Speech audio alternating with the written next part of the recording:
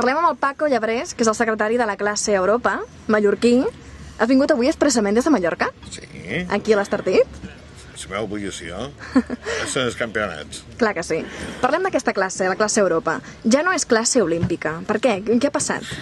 Bueno, això hauríem de demanar a les cabezas pensantes de la ISAF i d'Escoi, és perquè han llevat un barco tècnic 100% per un altre barco que dependeix amb un percentatge molt elevat del físic del regatista.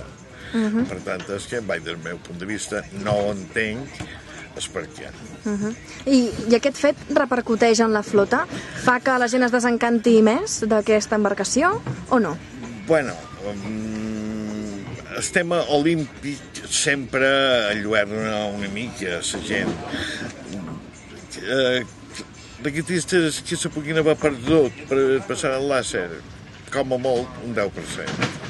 Un 10%. A part, després n'hi ha... Bueno, fins ara n'hi havia que provaven el làser per ser olímpic, sobretot el masculí, i després passaven el làser, perquè si no tenien un físic de damunt un 80-85 quilos, en arribar a força 3 era més nedar que no veia. Clar. L'Europa és una classe que sobretot atrau molt el gènere femení.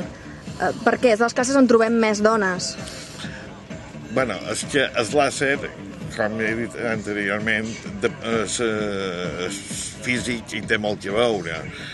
No se pot trimar tant el barco com se pot jugar en Europa. Si no tenen un físic per làser, no el poden aguantar. Suposo que és un orgull per la classe que sigui de les que atrau més dones, perquè generalment totes les classes són de més homes, no? Sí, no, aquí estem un 50% homes i dones. Està bé. Avui em sembla que tenen assemblea de classe aquí a l'Estartit. Sí. M'han dit. Quines pinzellades ens pot fer del que es parlarà d'aquesta assemblea? L'assemblea és més unificar criteris, comentar els resultats obtinguts en el Mundial i Europeu passat i començar ja a fer feina de cara a l'Europeu juvenil i el Mundial de Salut de l'any que ve.